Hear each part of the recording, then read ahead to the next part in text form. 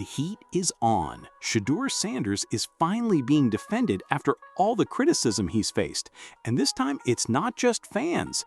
Journalists and even players are checking Tom Brady over his comments. What started as Brady giving advice has turned into a full-blown debate. Did Brady cross the line, or are people just protecting Shedeur? Let's break it all down.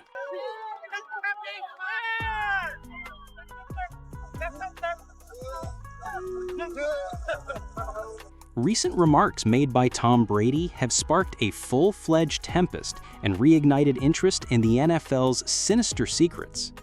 His comments on black quarterbacks have caused old wounds to revive, reigniting a subject that many believed had been put to rest.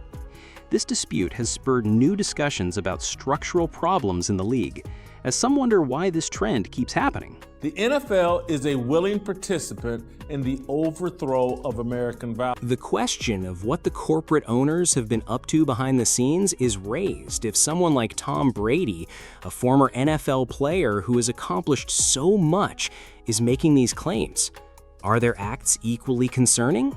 These are the difficult issues that we must address now. To file a lawsuit for the world to know that there's a problem from a hiring standpoint in regards to minority coaches in the National Football League. The numbers speak for themselves. Whether it's the way black coaches or players are treated on the field, the NFL has long been criticized for its racial problems. Although the league has made an effort to justify its activities by saying that it is taking steps to guarantee that the NFL maintains its prominence in the media and that its stock values keep rising, its methods frequently appear to be ineffective. For example, they decided to exclude any allusions to racism from the touchdown line during last year's Super Bowl. It is difficult to overlook the optics when a prominent event with prominent attendees like Donald Trump might have offered the league a chance to strongly condemn misconduct, but instead, the league chose to send a different message. According to reports, the NFL may have been under pressure from the Trump administration to take down the statement. This brings us to the crucial question. If the NFL's entire image is susceptible to manipulation by outside parties that don't even consider the wider picture, what good is it? The NFL is going to remove the words "end racism" from the end zone during the Super Bowl this Sunday. And I know that sounds so shocking that you think it can't be real. Bill Mayer immediately asserted that the White House was responsible for the call to take down those racial justice slogans. However, experts think there is more to the truth that the NFL's millionaire owners who were desperate to preserve their business were the ones who really pushed for change. And just because of that admission, the league is receiving more side-eye than ever before. This is where it became explosive. In fact, Maher supported the choice. However, a black player clapped back before he could finish speaking, revealing the offensive undertone in Maher's defense. It wasn't only poor aesthetics, in his opinion. It was overt racism masquerading as corporate jargon. And the floodgates opened wide as soon as that door broke open. NFL players began to speak up. They weren't sugarcoating it either. The responses to the question of whether racism occurs in locker rooms were frank and unvarnished. It is there everywhere, yes. According to one veteran, the locker room may be one of the most prejudiced and toxic places in the sport, even if outsiders view it as hallowed. But I think it's an asshole to nag us during a football game about something that doesn't change anything or any. If I'm not a racist and I see it, it doesn't matter. And if I am a racist, it's gonna make me more of a racist. Like, I think if you're right, don't be an asshole in the end zone, everybody will agree with that. This is where the true tragedy lies. Players who experience this often feel stuck. The cycle continues if they remain silent. However, if they voice their opinions, the media distorts the facts, portraying them as troublemakers and ruining their careers before they even reach their full potential. The twisted double bind is that: speak up and risk everything, or remain silent and suffer. The question that fans are currently plagued by is cruel. How far up the chain does racism actually extend, if it is present thus deeply within the locker room? Is it racism inside of the locker room? The one sacred place that you think you have is the locker room. There's a lot of things that go on inside that, you know, the outside world isn't privy to, a lot of conversations, but does racism exist in the locker room? Many black players feel pressured to hide the fact that racism in the NFL is still very much alive and well for the sake of their careers. Some even assert that the league is America's least racist organization, a claim that sounds more like a survival tactic than the truth, because quiet turns into a weapon against you when your future and your income are at stake. Consider Cam Ward, the first overall draft pick, who famously remarked, "No matter how difficult the path is, every boy aspires to play in the NFL." Whether racist or not, he referred to it as the ultimate dream. His remarks exposed the harsh truth that many athletes must swallow their suffering and act as though the system isn't flawed to pursue their dreams.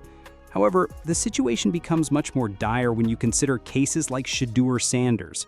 Once thought to be a top pick, this quarterback could have gone first or second overall. Rather, he advanced to the 5th round and is currently struggling to stay in the league. What had he done wrong? The fact that he was a black quarterback who dared to shine too brightly. His confidence, his flair, and his refusal to dull his light.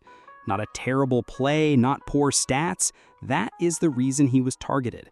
Some insiders saw that swagger as conceit, just one more way to bring him down. The pattern is the same as before.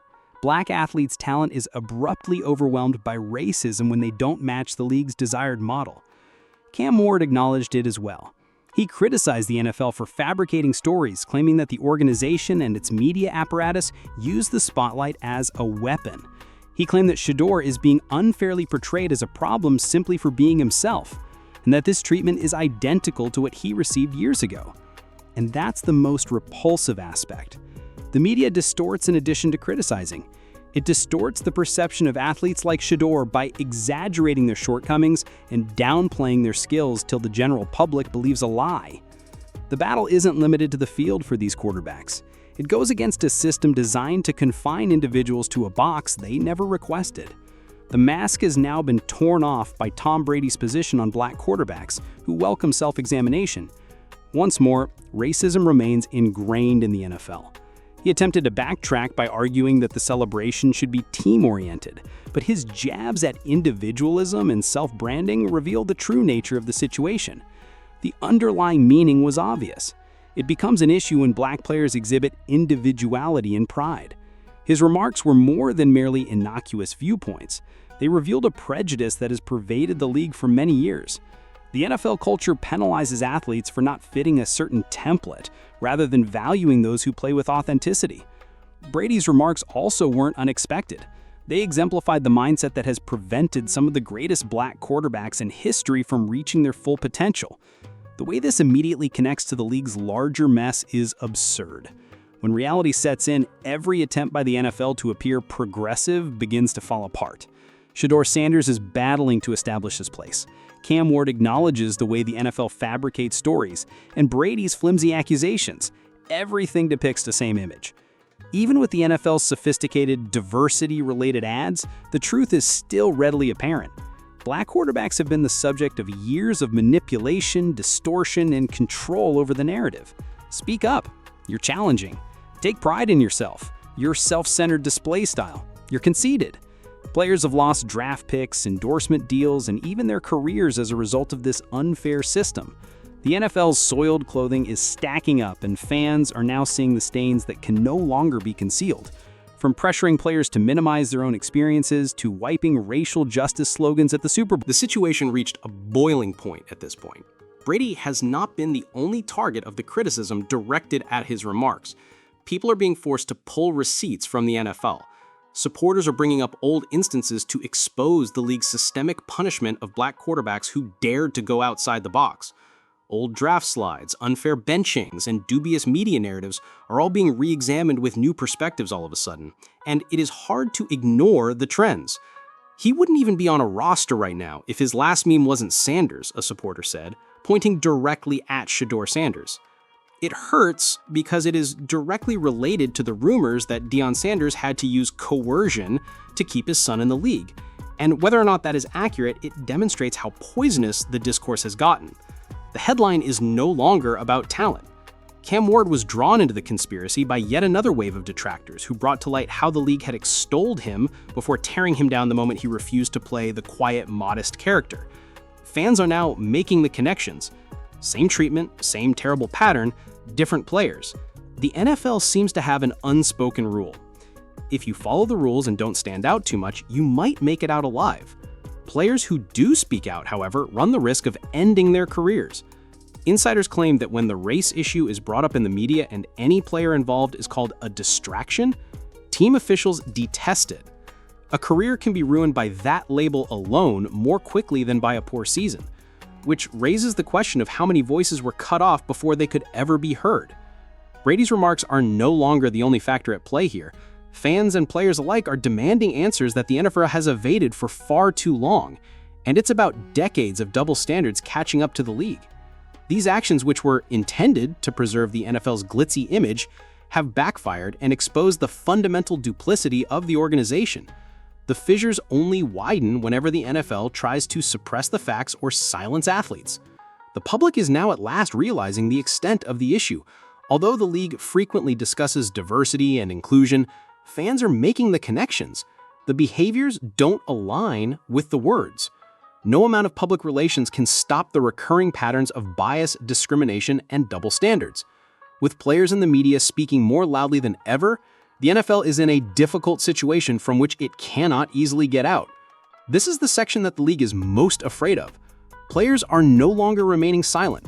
It becomes more difficult to ignore reality with each new story that is revealed. Additionally, the NFL's own efforts to shut them down are just raising awareness of the problem. The fight for true equality is far from over. And additionally, the league is under more pressure than ever before. The key questions are therefore still out in the air. Is the NFL genuinely prepared to address racism, or are they just covering up a problem to preserve their reputation? For what length of time will athletes continue to jeopardize their careers by remaining silent? And when will there ever be any meaningful change? Without the players, this league would not be able to continue. They're the ones who work hard, bear the responsibility of the limelight, and provide the spectators with the show every week. The game is created by the participants, even though the owners may have authority over the checks. Therefore, it is our responsibility to support them, raise their voices, and ensure that their struggle is not forgotten.